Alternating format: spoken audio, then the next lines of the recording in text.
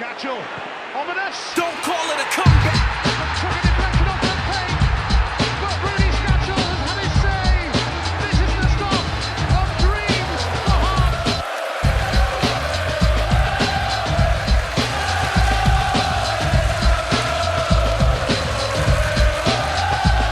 What the fuck was that? That was different. What? The music? Oh yeah, oh god, yeah, no. What was all that about? We've gone and changed it. It's a bold new direction for the for the second season that, you know, if I'd been a little bit more on the ball, I might have done it for the first episode. Nah, we had to wait until Friggy gave us a song to work with and give us a song he did. Christ, he's even more woven into the DNA of this show now, isn't he? He's the furniture in the We Have No Cares living room. We're never getting rid of Friggy. Never. Well, on the edge of complete despair, I'm Nicole Hay. I'm Robert Borthwick. And we're back after some very boring issues kept us away for a couple of weeks. We're going to round up. How many games? 3 games? 3 games. 3 whole games. 3 whole games, none of which I attended. Oh shit, yeah, of course. I attended 1 of the 3. Well done. Yeah, so expect the same informed debate and reasoned... The music may change, the analysis will not. No. New season, same people. Yeah, and it's just me and Robert for further boring reasons. But yeah, so... That's the end of that. Well, welcome to your bang average podcast. So where do we start? We start Dundee. We do, yeah. Yeah, we started Dens Park. All those weeks ago.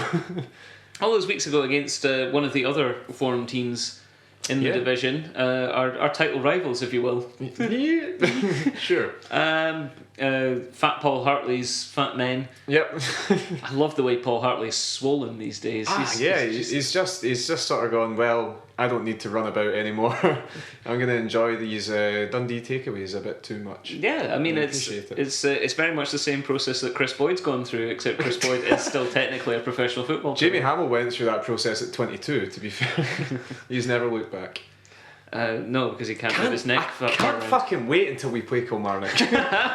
Seriously, like that's the one I'm looking for on the fixture list. Fuck Celtic. I can't decide whether I'll like it more if we absolutely hammer them, or if Hamill scores a hat trick and just gets it right off us. Like that'll be spectacular in its own way. That'd be such a fucking Hamill thing to do as well, wouldn't it? Just to spite us, he turns out to be fucking Maradona, the bastard. Yeah, Gary Locke thumping his Kilmarnock badge on the sidelines with Dale Carrick weeping into his hamstring injuries. Poor Dale. Poor Dale. I am deeply upset for Dale Carrick. So am I, yeah. I'm really sad he left, but at the same time it's maybe not looking like the worst move on Hearts' part. But. So thank you for joining us here on We Have No Pies, the Kilmarnock podcast. But yes, Dundee. And this was the latest round of Robbie Neilson over-tacticking himself. Yeah, he just kind of, I don't know, he did it. No one can call a Robbie Neilson lineup from one week to the next anyway. He tried something in the first half, a midfield diamond with Ali Öztürk at the base, and then Walker in behind. At the point. Yep, and then Wabin and Gomez as... facets? Yeah, sure, pivots. Carrileros, if you want to get absolutely technical about it. I absolutely don't. Yeah, so we tried that for 45 minutes and we got fully dicked on by a very fast, high-tempo Dundee team that attacked down the wings because we did not play any wingers, which a very fast, high-tempo Dundee dick. Exactly. Quite. And that, Juwon Oshiniwa coming in for his debut got ran ragged by Greg Stewart, who is one of the better players in the league, and Callum Patterson on the other side was, whoever he was up against, some fucking guy. Dundee player, probably number 11. Just I like all this deductive reasoning. Yes. It was, similar story on that side as well. So we, incredibly lucky to go into half time 1-0 down and not anything more, because Neil Alexander turned into Levi Ashen for 45 minutes, which kind of saved us. Yeah, that was nice of him to do that. But kind of continuing the story from the St Johnstone game, Levi Ashen, when things were in front of him, when things were coming in from the side, Not so much. No. I think he needed that after the St Johnstone display, and he's still more than good enough to play in this league. The fact that people questioned it after that St Johnstone game are fucking But the goal, Rob, the goal continued. Oh, it troubles me. It troubles me the way that we swung the ball. Well, Dundee swung the ball into the box, and Dundee's main striker was standing in the middle of the box, unmolested. Kane Hemmings is 6'3" of muscle and height and aerial prowess, and we all ran away from him in sync. I mean, everyone just went, nope, don't need to mark this guy. See, and that's the thing. It's I don't know if it's mental or organisational. I wouldn't thought it was organisational, because we tend to be pretty well organised. But I'll see your 6'3" of muscle and height and ex-Falkirkness and raise you 6'2" of Callum Patterson, 6'1" of Ali Mushturk, 6'1" of... I'll raise you a defence that had never played together before, so the organisation from a corner kick was always going to be a bit dodgy, and it was. Augustine and Rossi never played together before at centre half. They were the two guys that should be organising in that situation. Callum Patterson looking to these guys, he did lose him. It did look like it was Patterson that lost Hemmings more than anyone else. Yeah. It was just an indication of an experiment gone wrong. In a nutshell, was that goal, because there was no organisation there. There was guys. The problem there is trying to conduct an experiment inside a nutshell. This is what Petri dishes are for, Robbie. This is why you're a football coach. Basic science, Robbie. Yeah, you're never going to find the cure for AIDS. Mucking about with. Well, yeah, I could have just ended that sentence. Yeah, I didn't expect you to keep going there. On that bombshell, Robbie Neilson will not find the cure for AIDS. No, he won't. It's an exclusive. We can tell you this. So that was a bummer. Good header, good finish, but I'd expect myself to score it, to be honest. Oh, would you? Yes. Well, we crawled our way to half-time then, on the back of some nice goalkeeping. Oh, there was that one flash of Juanma-ness towards the end of the first half. Yeah, ball in from Patterson, and then he just delicately dinked it through for Jamie Walker. Who spunked it. Who put a shot straight to the keeper, and then it bounced back out to him, and he headed it over an empty net. So that's two chances to hit the goal that was right in front of him. Pretty much, yeah. And then Juanma missed a header from about 4 yards as well. So it really wasn't our half. No. Second half reflected by the fact that we lost it 1-0. Yeah, a fair result in the first half, all things considered. Cool. Yep. Second half though, we won it 2-0, so that meant we won 3 points. Discuss. I cannot fault any of that. That is basic maths and the rules. That's the Rolls Royce of football. Yes. Who scored first? Juanma? Juanma did a Juanma thing. Yeah, he scored both. That's right. Yes, he did. Yeah. Oh yeah, it was a penalty. Yeah. For a Dundonian trying to pluck the ball from the sky. Do you not know who it was? Oh yes, I do. Yes, I do. It was your friend and mine, Pake McJake. Yes, it was Pake McJake. You're quite right. Yeah, him, that guy. The guy who's actually apparently a very good player for Dundee, but has been routinely shite against us ever since he came back north. Every time he sees a Hearts player, he just falls into a puddle of goo. Yes, he does. Woeful against us, and he jumped right up into there and tried to punch it away because he just momentarily forgot the rules of football. Basically, yeah. Do you think James McPake will tell his grandkids that he scored in a cup final? Do you think he'd mention it? Do you think he would sort of go, Dad, you were a professional footballer? So, yeah. Did you play any cup finals? I did actually, yeah. I scored. What was the score? Go outside and play. Yeah. No, I don't think he will. I don't think he would tell them. I don't think any Hibs player or fan has any recollection of that match. It's just a big sort of... Well, Gary O'Connor certainly doesn't, but that's for... that's for separate reasons. Yeah. Yeah, either concussions for crashed cars or the other stuff that he does. Horse tranquilizer. Sure. Yep. We digress. Yeah, we do. He punched it right into the air hole and gave a penalty forthwith. And then Juanma stepped up and was very cool and just slotted it away, waited for the keeper to move, and just looked really handsome. Yeah, he certainly did. Yep. That's how he operates. And then, see, like, I think it kind of showed a very good part, possibly my favourite part of Juanma's game, was that, because it shows the amount of jimmies that he's wrestling with fans and opposition players alike. Because he sort of, he did his wee celebration, and he just turned round and smiled at the Dundee fans. As if his selfie smile, just a big. he just did that, and they all went fucking nuts. And He's got a massive face. he's got a huge. It's so everywhere. Like, it's just. It just beams. It just radiates delight. It does, and he put some great filters on those selfies as well. I'll tell you. But yeah, I think that's my favourite part about him, is that everyone fucking hates him already. He's got a very Scatchel feel to him. Yeah. Everyone hated Scatchel because He's a filthy foreigner. He used to tell him to shut the fuck up every time he scored against them, and Juanma's kind of doing the same. Oh, he's great. Just smiling at them. I've got so much time for him. What a guy. Let's get him on the podcast. You speak Spanish, right? Sí, tiene razón. Yeah. You know what's great about Juanma though? When he scores incredibly Juanma-esque goals. Just like he did a few minutes after the penalty, yeah. He certainly did. Yeah. He certainly did. Do you know what Dundee player's fault it was for that one? Was it Pick McJake? No, it was Kevin Thompson. Let's wind that back. Yeah. Was it Pick McJake? No. Oh, come on, give me this. I want it to be his fault. Can we just pen it on him some way?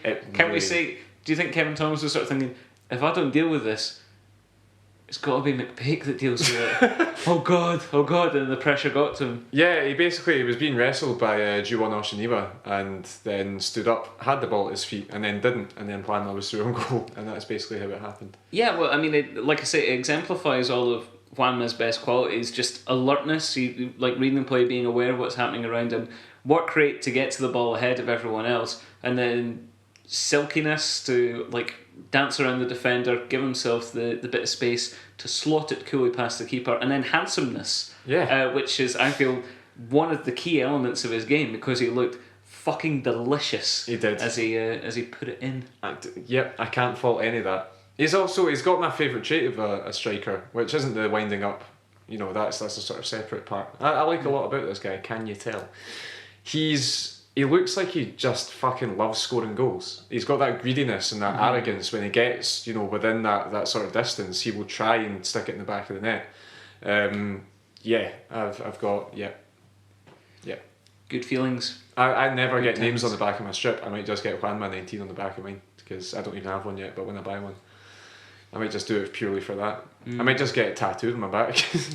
I'm going to get a strip with Juanma on the back, but not like across the shoulders. I'm going to get like it written down for every time he gives me a nice thought. Oh, so right. I'll just have little thought and just like have it all made up, like the Foundation of Heart strip that's getting made. Yeah, just like Juanma all the way down my back. Do it. Honestly, no one will look at your judgment. Sponsor on the front, Juanma. Save the Juanmas. Juanma the Juanmas. Yeah, absolutely. I think I must have channeled the spirit of Friggy while I was watching the highlights when we were just sort of remembering this, because I just found myself sort of chanting Juanma, Juanma, Juanma, Juanma, Juanma, Juanma, Juanma, Juanma, Juanma, Juanma. There's no payoff to this. You just keep going forever. Juanma, Juanma, Juanma. It's a train. Juanma, Juanma, Juanma, Juanma, Juanma, Juanma, Juanma, Juanma, Juanma, Juanma, Juanma, Juanma. Oh no! Juanma, no, Juanma, God. Juanma. We're never stopping. Oh, This no. podcast is going to be 3 hours long. Juanma, Juanma, Juanma, Juanma, Juanma. Yep, so we have a lot of time for Juanma on this podcast. Jesus Christ. Yeah. Nothing else really happened in that game. We got 3 points and the train marched on. Yeah, we sat and defended very well, apparently. Well, obviously, we've not even spoken about the main reason why we won that game, is Neilson stopped his stupid, mad experiment. Yeah. Stuck Oshiniba at left wing, Rossi at left back, Ozturk into centre half, and went to a sort of 4-4-1-1 again, and it just fucking worked. So, yeah, well done, Robbie, for noticing that it wasn't working and having good game management. Yeah, having the ability to change it. I mean, it wasn't just a simple case of like running back to what we knew. It was being able to change the personnel that he had addressing issues that needed addressed. Yeah, exactly. Absolutely. Yep. So yeah, well done. What a guy. Yep. So we move on to Tynecastle Park and a midweek fixture against Motherwell. Yes. I'm going to let you take the chair for this one because you were there. I was. What were your overriding impressions of the game? It showed that we have a squad to call upon. Oh. And a lot of people are sort of getting a wee bit worried that we might be a wee bit thin on the ground when it comes to getting guys in, quality in, when we've got injuries and stuff like that. Gavin Riley came in for Juanma and Billy King came in for Jamie Walker. Yes. As well as Augustine dropping out, and in came Nicholson back, wasn't it? Yes, aye, and Rossi moved to centre half. Yes. That's right. And yeah, Motherwell are one of the most toothless attacking football teams I've ever seen in my life, which helped a lot. You know, they had the two fast guys down the wing that were completely nullified by Oshiniwa and Patterson. It helps that they're both lightning fast as well, but Motherwell offered nothing, which allowed us to play our game a wee bit. You know, we were quite slow coming out the box, but the game was never really in doubt. As soon as Riley stuck the penalty away, it was kind of procession. I can't remember a real period of sustained pressure for Motherwell, to be honest with you. I think the biggest mistake Motherwell made was finding a three-toed sloth and putting a McDonald's jersey on it and playing it up front. That could be an issue, yeah. I can see why you would say that. Yep. Just this sort of soft, bumbling, uncoordinated sack of fur and disgust. Not a lot of time for Scott McDonald then. When he was a football player, I really liked him. Yeah. Fair enough. He comically gave away the penalty. That was good. Just amazing. Just like a whole sort of fuck it. Pretty much. Is he Cockney? Fuck off.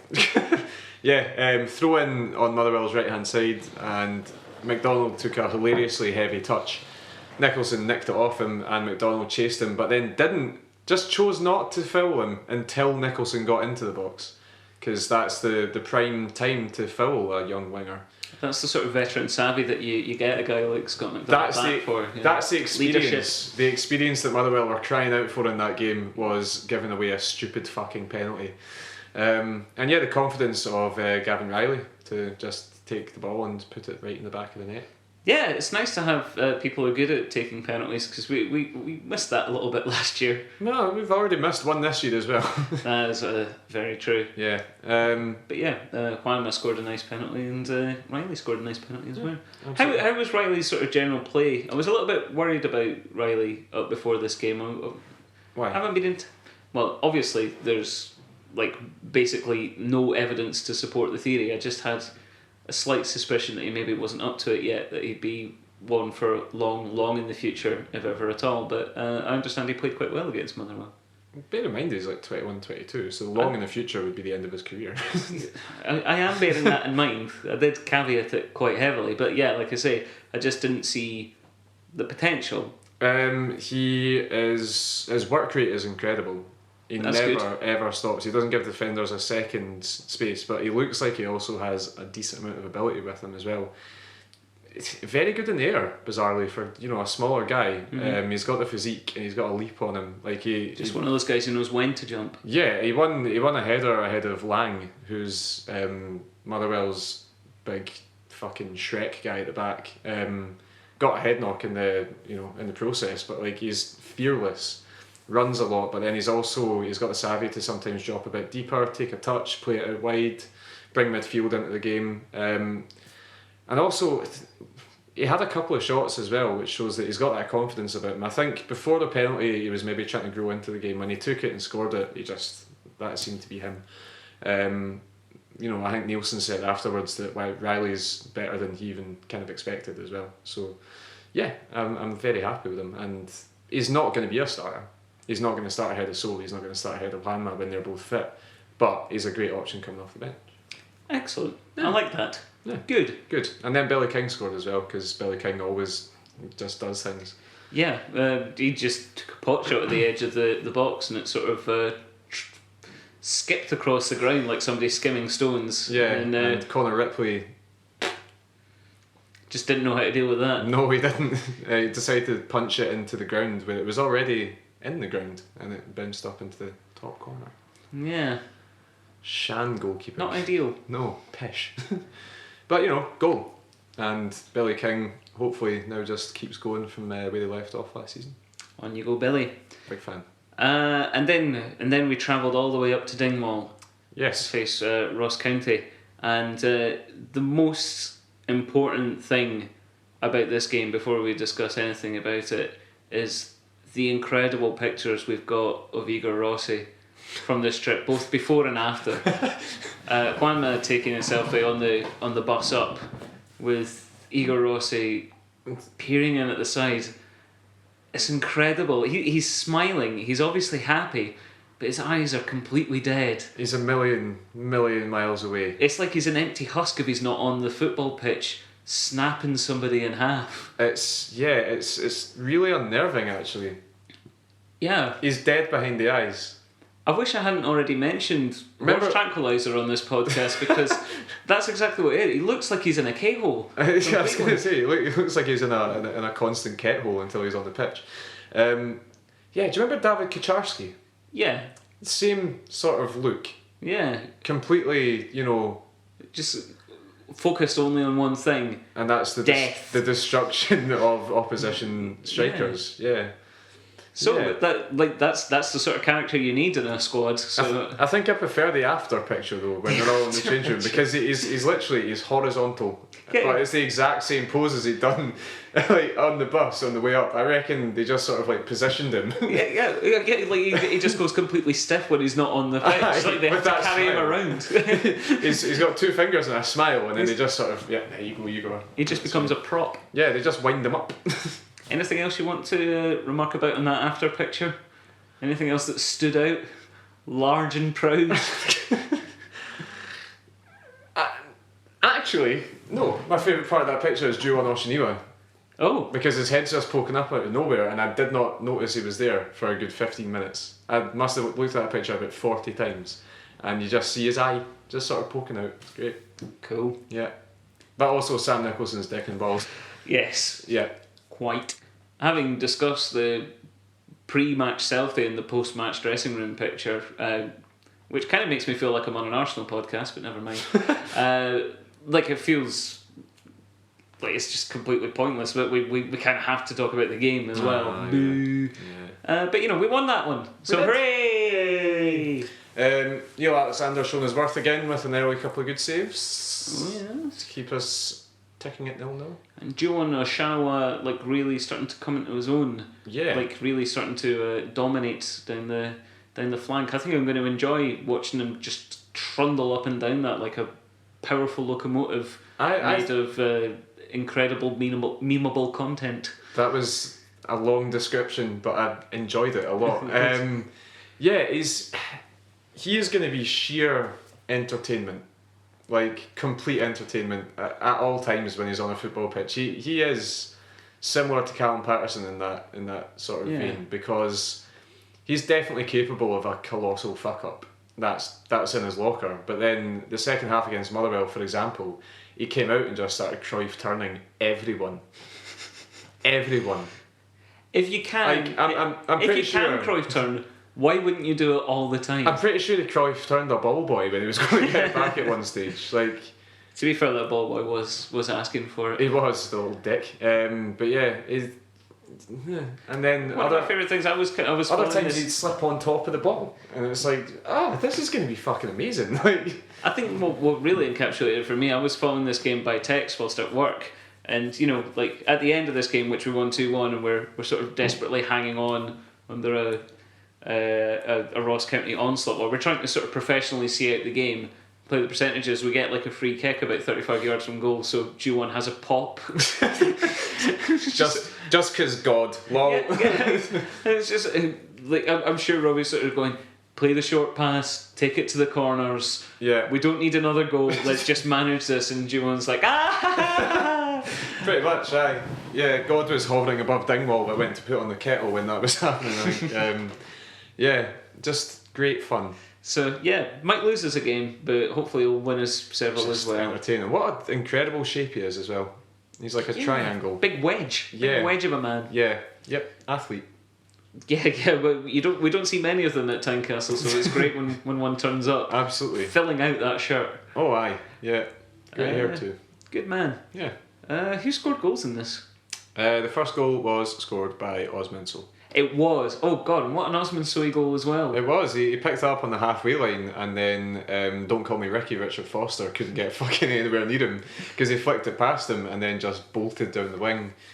And then after the sheer pace, a bit of finesse and a bit of loveliness to bring him inside two defenders, and then he just thought, I'm bored of this running shit, so I'm just going to crack this one in off the post. See you guys later.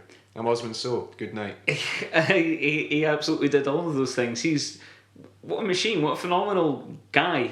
Yeah. I mean, it's beautiful. Like I for the amount of praise that we've been heaping on Juanma, and all of it fucking deserved. Yeah. Like there's a great chance that Osmondso is actually still our best striker. There's a great chance that we have the best forward line in the league. I think there's a very good chance. very, for that. very good argument to be put forward there. But what is nice is that, you know, like, if we did, like, knock on wood, were to lose Osmondso for a lengthy period of injury, like, we wouldn't be scrambling around for a striker. We wouldn't be, you know, desperate, because Juanma could easily sneak in and fill that void. But put the two of them together and you've got goal pie. You do, and it tastes meaty. bloody good. Yes. But yeah, I mean, that's a good point. I mean, like, the only real rivals in terms of other striking options in the league are Chifchi and Griffiths. Chifchi, who's still suspended and hasn't been able to play any league games for Celtic here. Yeah. So Stokes. Is he still there? I assume so. Is he? I honestly don't know, but sure. Yeah, here's a fun fact. Anthony Stokes is only 26. What? Yeah. But he's been playing football for 70 years. I know, right? It's weird because he's only 26 years old, but he's been a bigot for 30. Woo! Great news. Yep.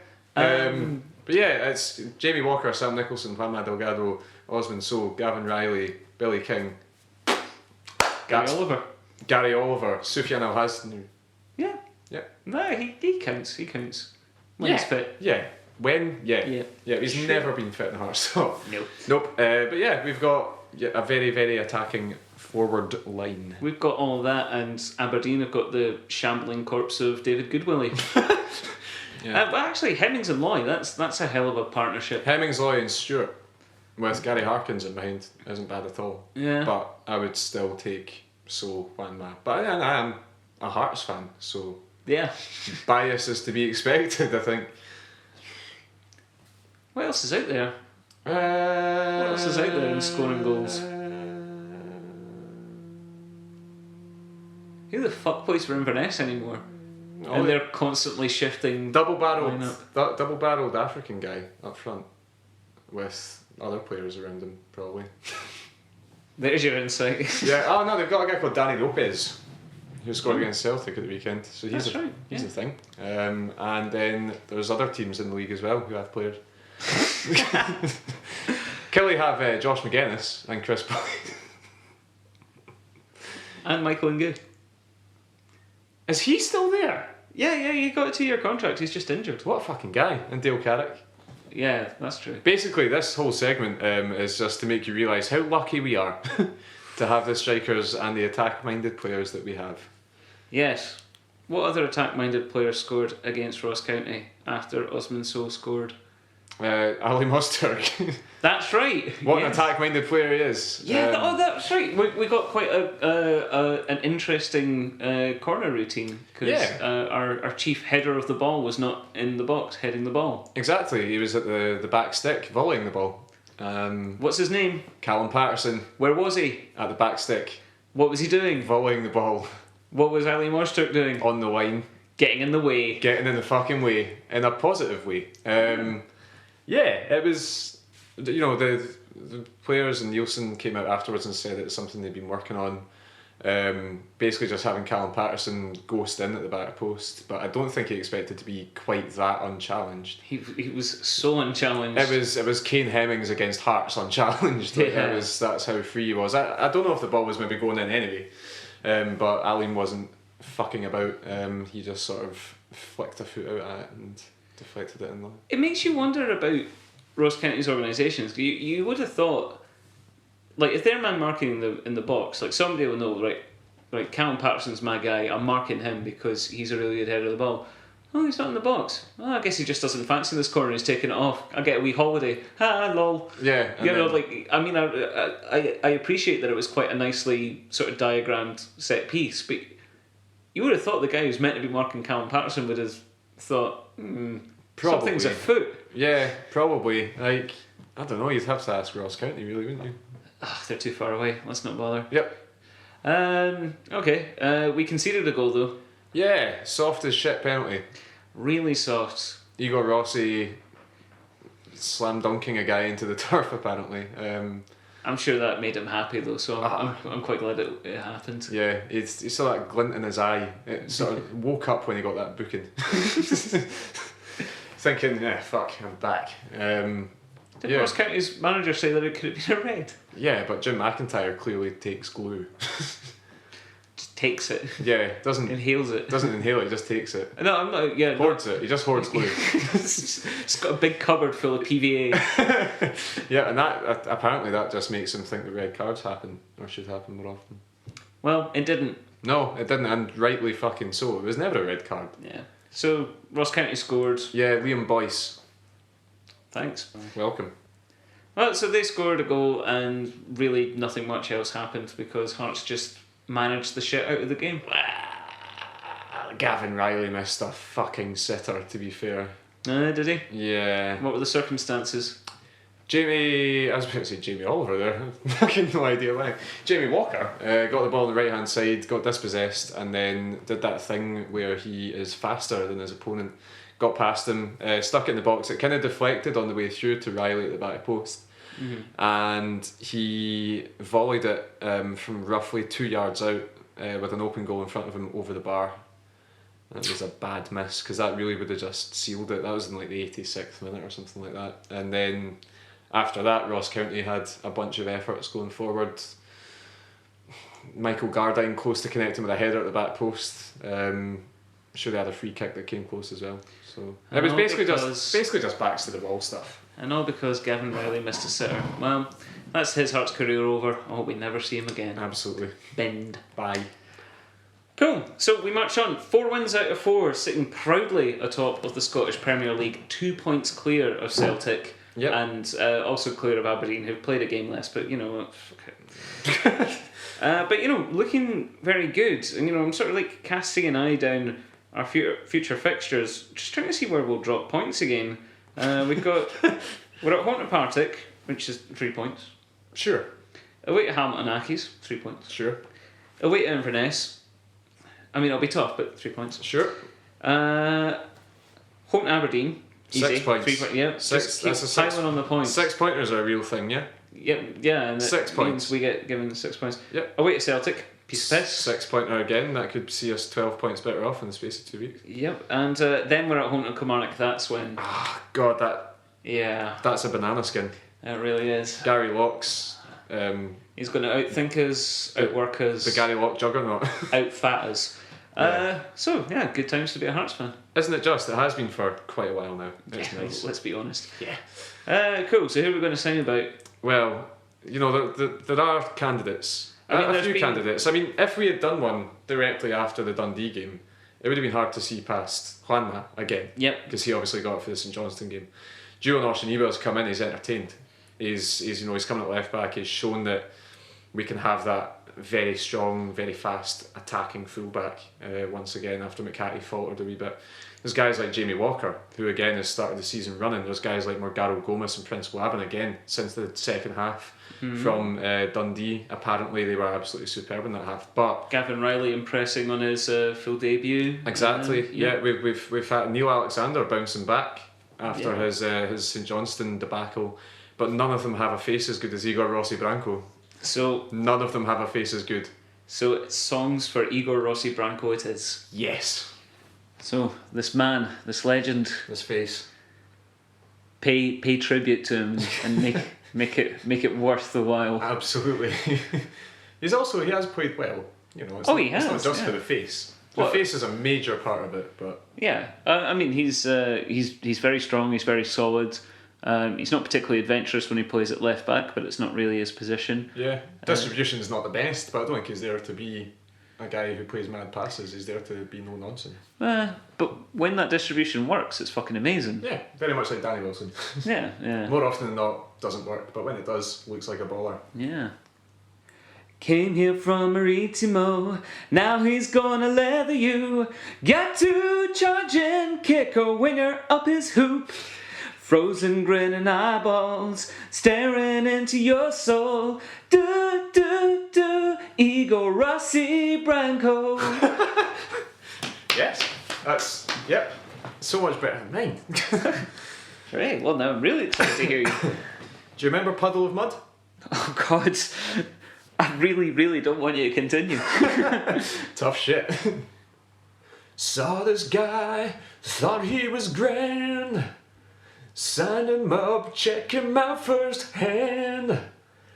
Left back for a week or two. He can play centre back too. Partnership with Ali Mazturk. Never thought he'd be the one who'd slip. Then I started to realise he's fully dead behind the eyes. He's Igor Rossi. Yep, he's Igor Rossi. Yep. La la la la. He tries real hard and he'll more. leave your striker with a head knock. Then take a selfie. I'm absolutely not applauding that. No, you really shouldn't. I mean, not just because it was Puddle of Mud, who are literally one of the worst bands I've ever heard in my life. Absolutely are, yeah. But that was a fairly dismal effort, Rob. It really was.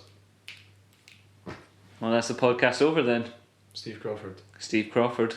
I'm gonna knock you out. Mama said knock you out. Oscar's arriving on the scene. Hot